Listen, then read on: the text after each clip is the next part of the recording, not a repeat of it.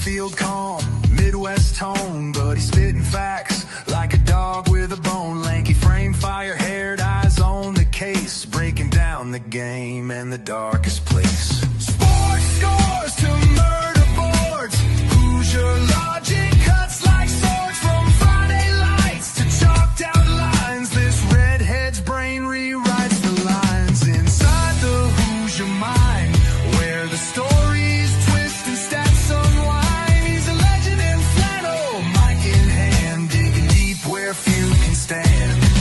From touchdowns to crime scenes raw, he's got the truth in every draw. Yeah, step in if you dare to find what's brewing inside the Hoosier mind. He'll talk Pacers, Colts, or Colts on trial. Hoosier humor with a devilish smile. He's that redhead sleuth with a box of clues. Takes your headline, breaks the news. With every stat and every scream, he's painting portraits in your stream. Don't blink, he'll tie it tight. From game night wins to murder flight. Inside the Hoosier mind, where the facts hit hard and the lines are blind. He's a ginger ninja, sleuth and slick, cracking cases play by play quick. From courtrooms to the hardwood floor, he digs for more than just the score. Tune in and don't rewind, you're deep now inside the Hoosier mind.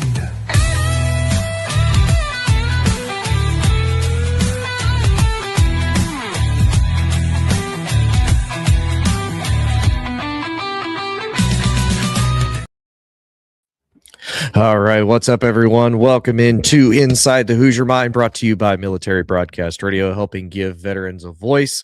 Happy holidays and Merry early Christmas, because we're doing this live on December 23rd, so just a couple days before. Obviously, we had a lot heat up as far as college football goes. We've had a lot heating up as far as the NFL goes. College football is now into the second round of the playoffs, and the NFL season, the regular season, is almost coming to a close. We have just about 3 weeks left, and now we're starting to get teams that are really solidifying themselves as the front runners. We even have a few division winners so far in the NFL, and we are going to talk about all of it. I did originally have Mike scheduled to come, but unfortunately Mike is having some personal issues at the moment that he's having to overcome and deal with, so it's probably just going to be me talking for a little bit, but nonetheless, it should still be a pretty decent show. And if you want to join in, if you want to make comments, please do. You can follow pretty much all of the social medias on Facebook, YouTube, TikTok, at Inside the Hoosier Mind, or through Military Broadcast Radio. That's MB Radio on just about every single social media handle, and you can follow us there.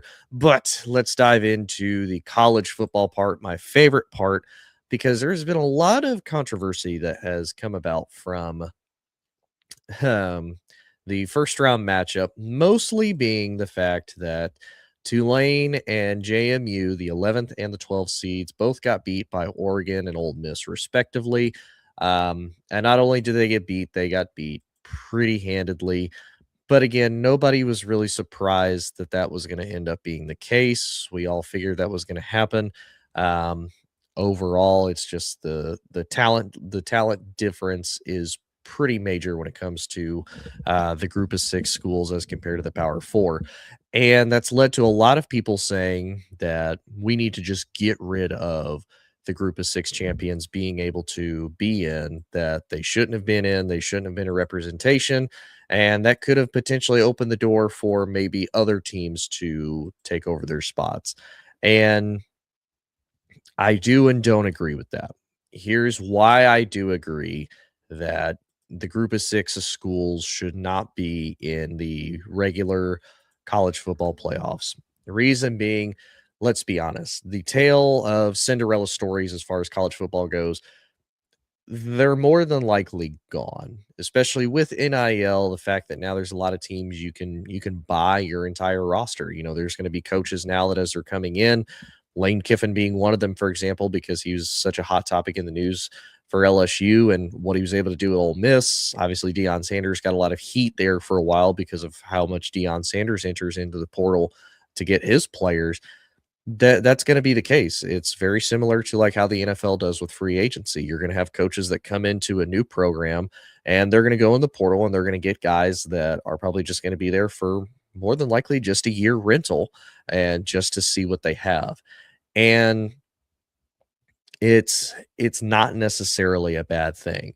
However, when you have these schools like Tulane and JMU, they're not going to have the financial depth or the financial backing that Oregon, that Ole Miss, that LSU, that Ohio State is going to have. They're not going to have the depth that all of these big Power Four schools have. So to say that they shouldn't belong, I don't necessarily think they don't belong, but I do think for their own personal benefit to highlight their players and to highlight their skill set for groups and peers that are more equal to their level, they should have their own playoffs just like the FCS does. And for people who don't know, FBS is Division 1. It's a lot of your big name college football brands like Miami, Alabama, Georgia, USC, Oregon, etc.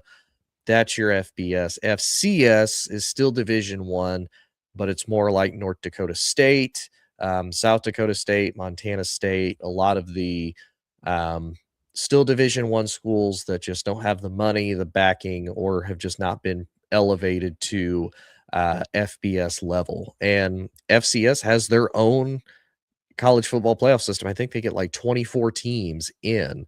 And it's super interesting how they have their brackets set up. I think their playoffs is like a month long, by how everything's set up and by how it looks, but it's entertaining and it's fun. And they have their own awards that they're able to win, similar to the Heisman. They have their own records. They have championship teams like North Dakota State has won like 11 championships or something like that. It's crazy at even the dynasties and the overall just success that can be had even at a level lower than that.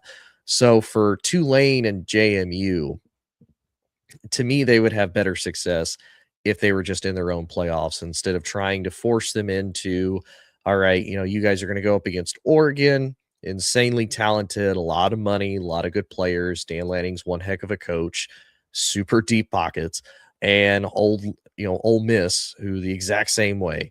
A lot of talented players, very deep, very well ran. Even with Lane Kiffin gone, Pete Golding is doing a fantastic job so far. Now, albeit it's still just the first game, but we'll see how that ends up ultimately playing out overall.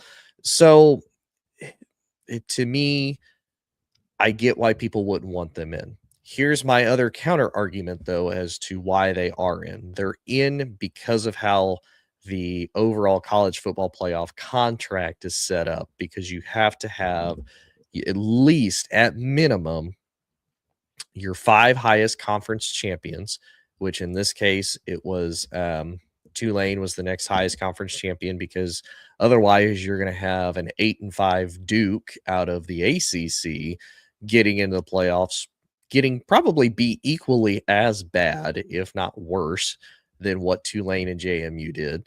And everybody's not going to be a fan of that, because why are they even in? Now, that leads down the whole rabbit hole question and argument of the ACC needs to fix their whole tie-breaking scenario, because realistically, should Duke have been in their conference championship game by overall records, by entertainment, by pretty much everything fans outside of Duke want? No.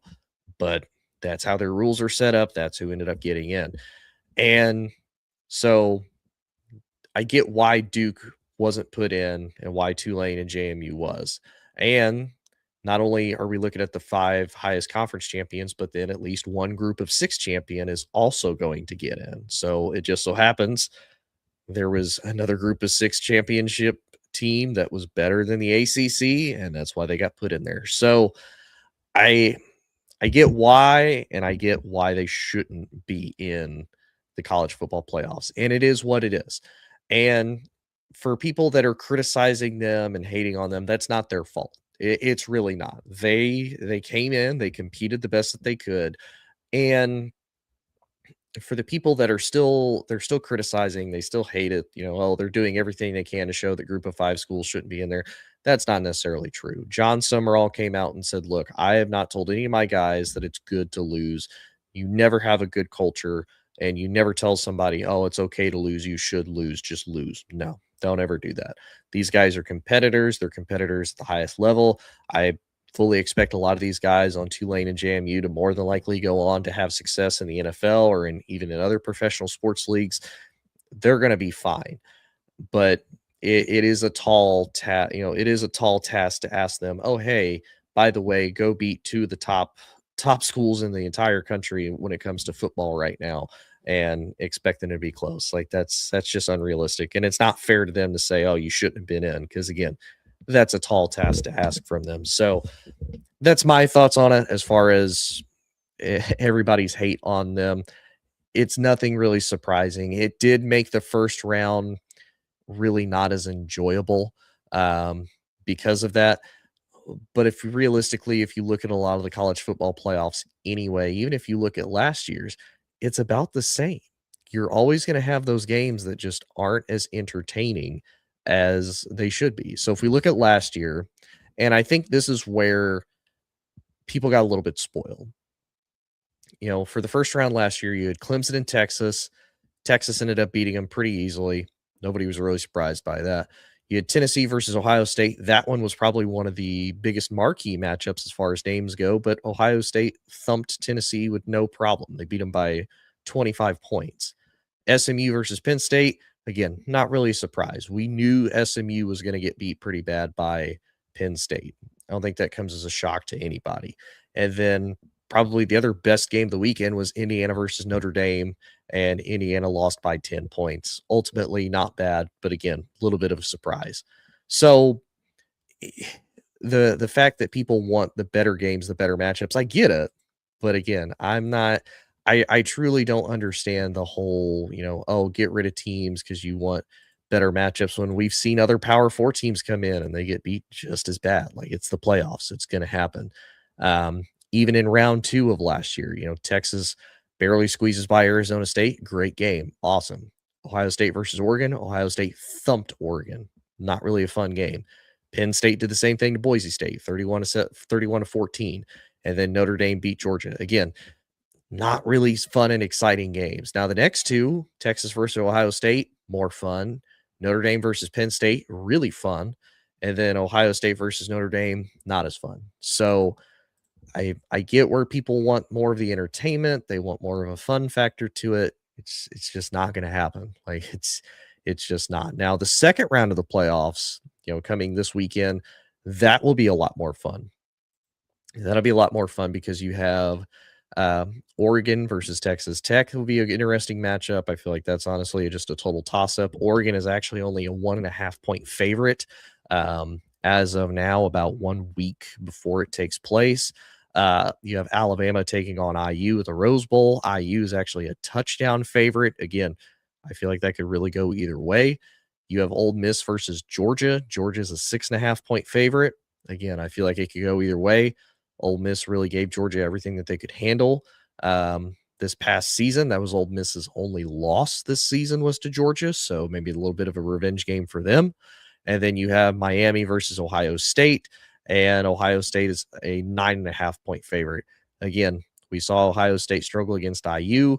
Miami gets kind of the upset win over Texas A&M that they weren't supposed to win, and we'll ultimately end up seeing how that goes. So it'll be a more interesting playoff from that point forward. But for everybody that just gets mad that the games weren't close, those teams shouldn't be just stop.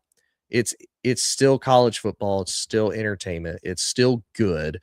It's just not as good as what we think it could be. And how many times have we seen marquee matchups and they're just duds? I mean, realistically, the Texas A&M versus Miami, did I want that to be a 10-3 game? Absolutely not. I wanted it to be way more entertaining than that, because it was 3-3 with like 8 minutes left in the fourth quarter.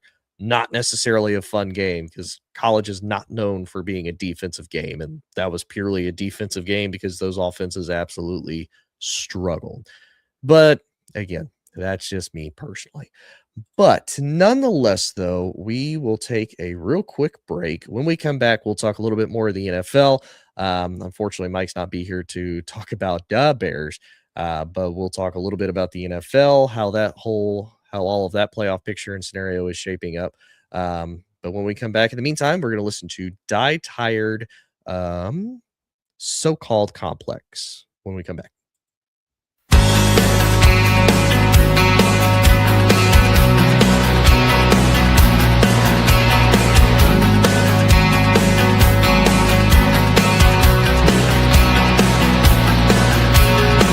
What do you think about the way I'm thinking now?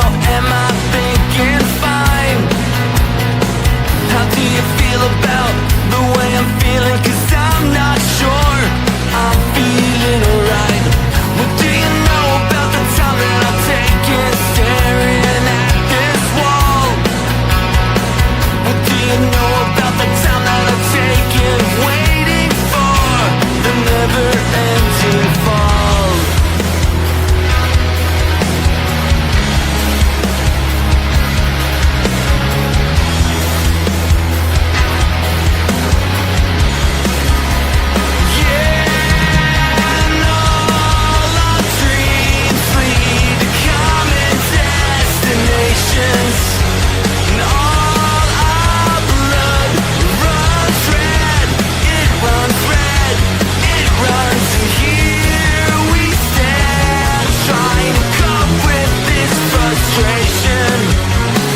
Dealing with this so-called complex life.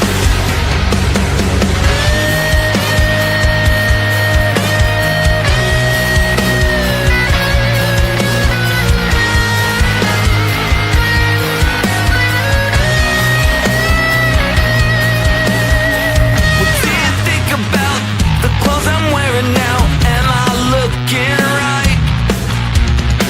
What do you know about the tech I'm repping? 'Cause I'm not sure I'm secure at night.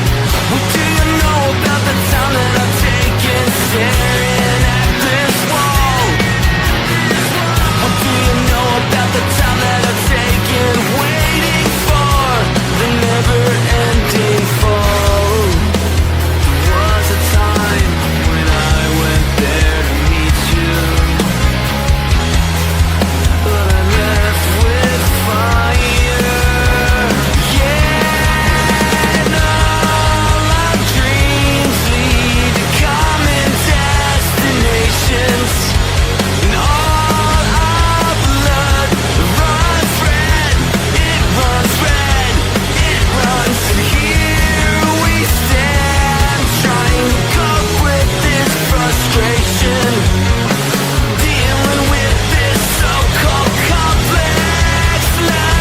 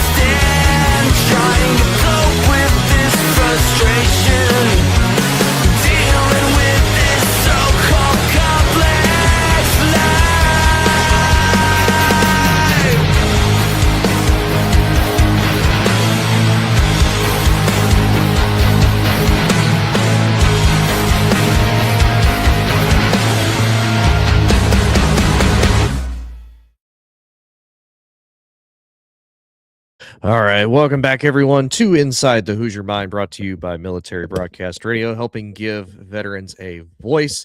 Back to talk a little bit about the NFL before we close out for Christmas break and whatnot. And the NFL has finally started to heat up a little bit. I haven't watched the NFL as much this year as compared to years past. It's kind of bad because the NFL has actually been pretty interesting this year. We've had a lot of very top heavy teams, top heavy conferences that honestly, it's anybody's game at this point. I feel like realistically that there are so many teams that could go into the playoffs, potentially cause a lot of damage, and really there's no clear-cut favorites right now. There's a lot of teams that feel like can't be trusted. Frankie, buddy, appreciate you tuning in, man. And there's just a lot of teams. It's hard to tell how they're going to perform in the playoffs because everybody has some issues. Everybody has the teams that they're just having issues beating. Um, or honestly, they're 1-1 against some of the teams that they struggle against. So, what does that look like overall as they move into the playoffs? So, let's look at the AFC and then we'll talk about the NFC because the NFC is Mike's favorite just because of his Chicago Bears sitting at the 2 seed as it stands right now in the NFC. But let's look at the AFC right now. As it stands currently, none of this is final yet. All of this could change as the season continues on. We have Denver sitting at the 1 seed, New England sitting at the 2, and Jacksonville sitting at the 3. All three of those teams for sure have uh, playoff berths locked. So they are for sure in. We just don't know what seed they're going to be. They could be anything from the 1 to the 7th seed, but they are for sure in the playoffs no matter what. Pittsburgh is technically sitting at 4th. They have not locked up a playoff spot. Whoever comes out of the AFC North is going to have to win the division in order to get that. With the Colts losing last night to San Francisco, the Chargers and Bills both secure playoff spots as well.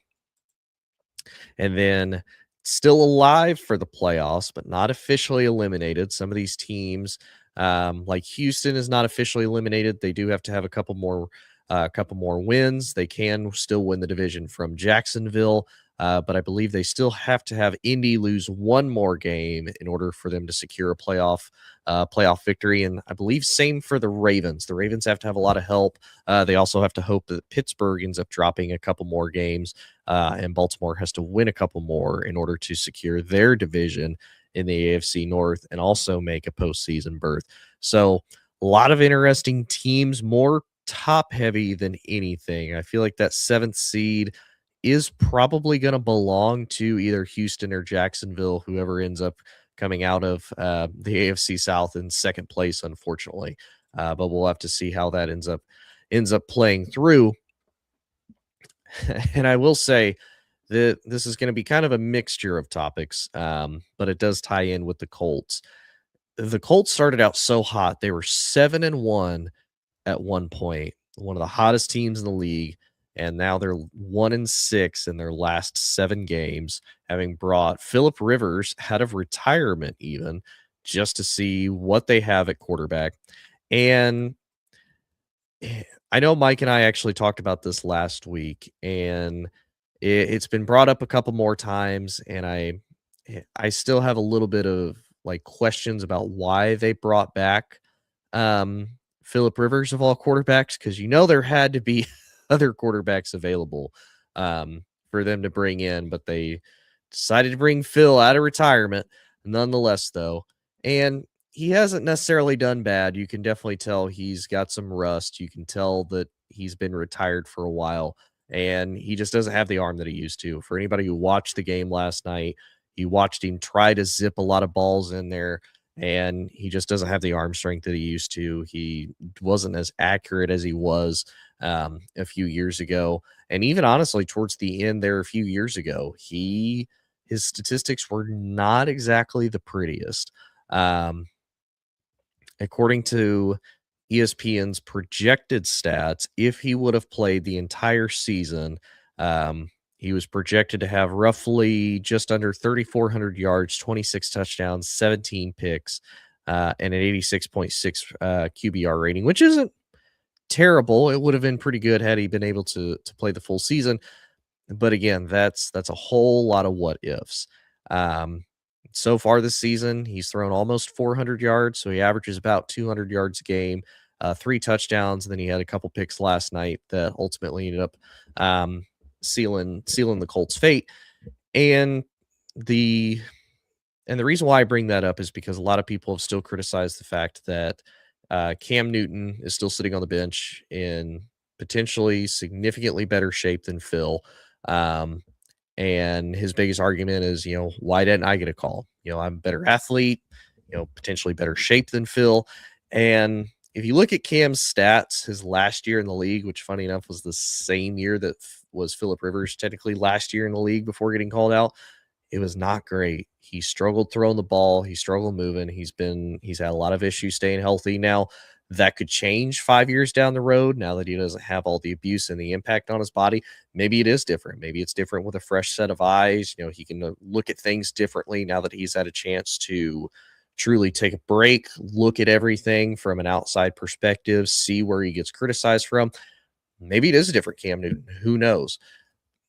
But I would also say for the Colts, Phil's familiar with the system. He's familiar with Shane Steichen. A lot of the offense that Shane runs, Phil was actually running with his son's team that he was coaching in high school. So I get maybe not wanting to deal with the learning curve thing. But a lot of people would also make the argument, myself included, who better to be a better mentor to Anthony Richardson than Cam Newton, the original big-bodied athletic quarterback that can truly carry a team. And I think Cam doesn't really get enough credit for the fact of he's a big athletic guy. He could throw the ball with no problem. He could run the ball, and he could lead a team. Like, if you look at that Auburn team that won the national championship, I don't really know any other names. I don't remember any other names off of that Auburn team other than Cam Newton's.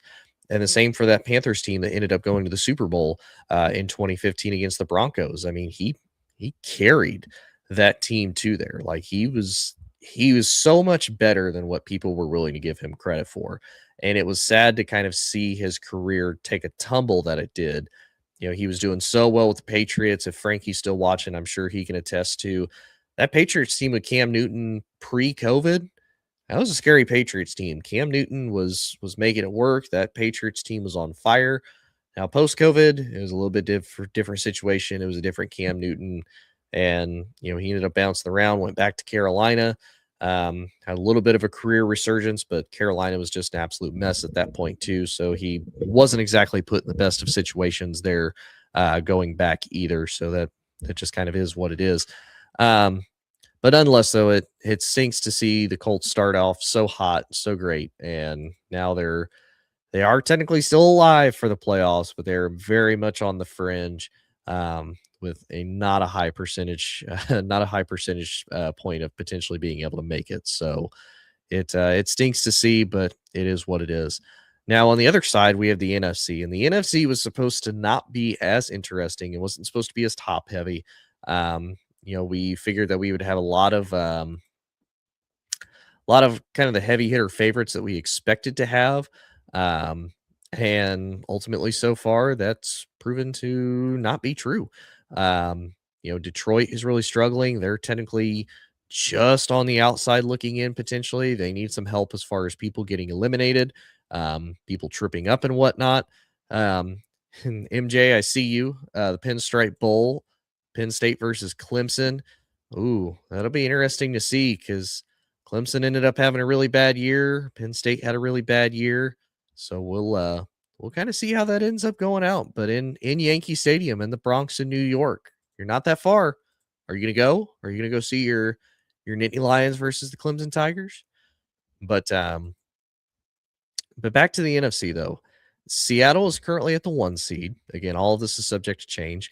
The 2 seed is the Chicago Bears. Philly is the only divisional winner as it stands currently right now. They won the NFC East with Dallas losing, and Philly being able to get the win. They're sitting there at 10-5. Carolina is in the driver's seat of the NFC South, sitting there at 8-7. And then you have San Francisco ended up securing a playoff spot last night with a win. And they are technically ahead of the Rams, who are sitting at the 6th seed.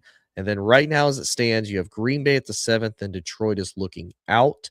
Both of these teams, depending on if Green Bay loses loses 2 more games, and if Detroit wins, Detroit would get in. Now, the problem for Detroit is if Green Bay wins at least another game, they still have the tiebreaker. Actually, they have both tiebreakers head-to-head against Detroit because they swept them this season. So that's one of the issues that Detroit is having to run into. They're 1-3 against the division so far this year, and so they're really going to be struggling. They need a lot of help in order to get in, and it's interesting to see because Seattle is led by Sam Darnold, who has had a bit of a career resurgence. That Seattle defense is actually a lot better than what I thought it was going to be. And I didn't expect Seattle's offense to be as potent without DK there. Now, obviously, Jackson Smith and Jigba has done fantastic for them. But I'll be honest, I was not expecting. Um, I was not expecting them to be this prolific of a team to be in this position of being 12-3 and only two of those losses having come from their division. So realistically, they're sitting there at 12-1 against basically everybody that's outside of their division as it stands. We'll get to the Bears last because I know Mike wants to talk about the Bears. Maybe he can make a sneak in appearance. We'll see. But Philly is one. Honestly, I do not trust Philly right now. Philly has a lot of offensive issues. Their defense is having to carry them. And it's a lot of questions with Jalen Hurts. And it stinks because I watched Jalen Hurts in college. I've watched him throughout the NFL. Everybody brings up the fact he's had a different offensive coordinator every single year from college all the way up to his professional year now. I'm going to say this. It's not that I don't think he can. Philly is not designed for that. And I wonder, especially now with the fact of they've never really had him be that guy in Philly, can he be that guy? Because they've always had him, they've almost always with him had a pretty decent run game. I mean, don't get it twisted. Saquon last year was magical. That was hard to replicate. Saquon this year, a little bit of a down, not as high in production. And then running back by committee before that, as far as, Gainwell, as far as Miles Sanders and whatnot. So they have talent all over that Philly roster with Devontae Smith. AJ Brown has been there, but AJ Brown is the other issue there in Philly because when they target him a lot, when they truly utilize him in the game, they lose. If they don't, they win, and it's crazy. But the offense is a huge question for Philly. Philly does not look like the dominant team that we were used to seeing last year, where if you came into Philly or Philly came into you, you were going to get bullied, you were going to get beat up. That's not really the case now. Philly is pretty vulnerable and pretty susceptible, and I wouldn't be surprised if I don't necessarily know about a first round bounce like people are saying, but I feel like they are going to struggle the first round, and they may end up losing in the second, depending on who they have to face as the playoffs go on. Carolina is interesting because of how much they've bounced back. Kudos to Bryce Young. I did not have a lot of faith in that young man. Full transparency. I didn't care for him coming out of college. I thought he was small. The fact that he had a severely talented Alabama team around him, and a lot of Alabama quarterbacks struggle when they go into the NFL because they don't have those 5-star prospects and first round draft picks surrounding them anymore. They got guys on, couple steps down from that, and usually they struggle. And kudos to him for making a comeback and honestly leading a team that right now is sitting at 8-7 that nobody really expected them to be there. I didn't expect them to be there at all. Technically, Tampa Bay is still alive for the division, but the same thing. They need Carolina to lose a couple, and they have to win out in order to ultimately get that, because they just actually beat Tampa Bay to take control of the NFC South. Then you have the San Francisco 49ers, who, through all the injuries, through Brock Purdy being hurt, through a lot of youth, are sitting there at 11-4, still in contention for the NFC West. Same with the Rams, sitting there at 11-4 in contention. 3 teams coming out of the NFC West, and I feel like all 3 of them honestly could make a run for the Super Bowl. I don't trust San Francisco as much just because of some of the experience, some of the injuries and whatnot, but we'll see.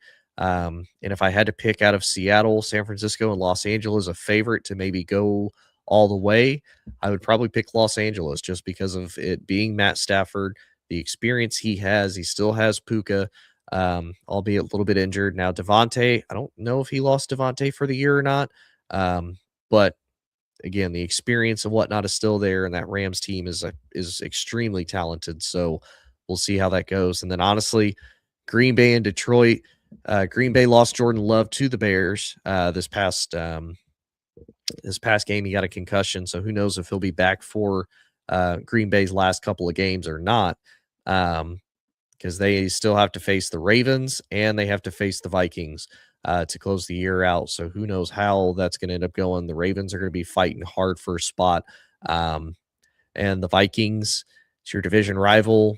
Who knows if J.J. McCarthy's going to be there or not? That's a tall task, and who knows which JJ McCarthy is going to show up? Is it going to be 9, or is it going to be JJ McCarthy?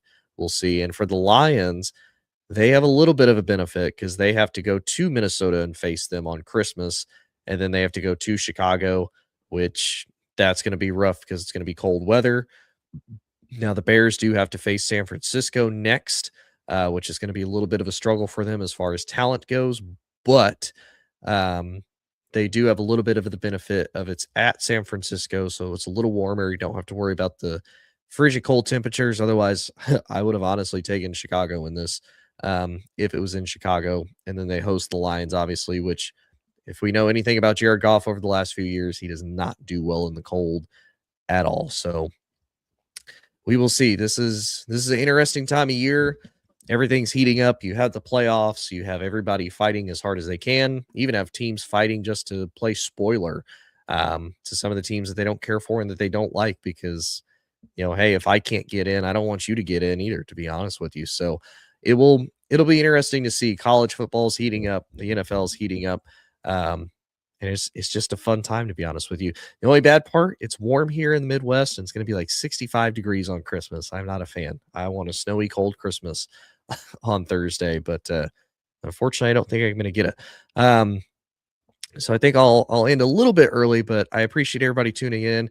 Hope everybody has a happy holiday, has a safe time. Please enjoy time with family and friends. If you don't, please reach out to somebody. I'm sure there are multiple families, multiple friends that would be willing to host you, have you. And if you can, don't sit by yourself. It's a really lonely time when you do. Call somebody. You can probably call just about everybody here at MBR if you need somebody to talk to, just hang out with, anything like that. Just so you don't have to be alone over the holidays, because that's a rough time to have to deal with. And it's something that nobody enjoys doing, nobody likes having to do, is be alone. So please feel free to reach out. If you need somebody to talk to, if you just want somebody to hang out with, please do. I'm sure there are a ton of people that would be more than happy and more than willing to, just to make sure that everybody has as fun of a holiday as we can. If you like this, and if you like more of the other great veteran hosts here at MBR, please check out mbradio.us is the main website. It's also the Instagram. You can Google search MB Radio. It says everything it can about all the great veterans, all the great hosts here at MBR, and the great mission that MBR does. A lot of veterans, they have great stories. They have great life advice. They're great teachers. They're great mentors. They're funny, if anything. And it's something that a lot of people can learn from. A lot of their stories are extremely useful to so many people across the board in situations that, for us in the military, if we've learned anything over our time, we are put in such unique, such weird situations. And when we tell it to people who aren't in the military, they look at us kind of weird, like, what are you talking about? That doesn't happen. Oh, yes, it does. And another veteran will hear this and go, nope, that absolutely happens. So take advantage of all the knowledge, take advantage of all the advice that they have to give you. They're absolutely fantastic. I love being a veteran. I've loved being a part of MBR. It's been fantastic. I appreciate everything that all of them do, and all the ones behind the scenes that you may not get to see as much, that put in just as hard of work. I appreciate and love them too. Nonetheless, so everybody have a happy holiday, have a Merry Christmas, whatever you prefer, whatever you celebrate. And we will see y'all at the beginning of the new year to discuss more college football, more NFL, more sports, everything in between. Hope everybody has a good night, and we will see y'all later. Life is like a duck. Tough times don't last, but tough people do. Here at Military Broadcast Radio, we're teaming up with our friends at Die Tired, the veteran-friendly music band spreading strength, resilience, and mental health awareness, one shirt at a time. And check this out. Their brand new shirts feature broadcast beaker right on the breast pocket. A reminder that you can weather the storm, and you're never alone. Shirts are only $25 and proceeds support giving veterans a voice. MBR's mission to teach veterans how to podcast and videocast. Because when our vets are talking, they're not overthinking. They're not second-guessing. Together, we stop the 22 stigma. Grab your shirt today at mbradio.us and hit the shop. Or go directly to toramerch.printavo.com/merch/dietiredband. That's toramerch.printavo.com/merch/dietiredband. Suit up, stand strong. Remember, we're unduckable together. You're built tougher than the storm. Ladies and gentlemen, thank you for tuning in to Military Broadcast Radio.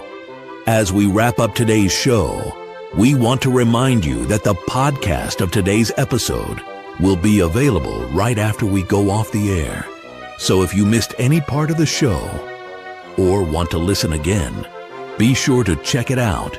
And remember, we're here to support and honor our veterans. Your stories and experiences matter, and we are committed to giving you a platform to share them. That's right. We're here to give our veterans a voice. So don't forget to catch the podcast and stay connected with us.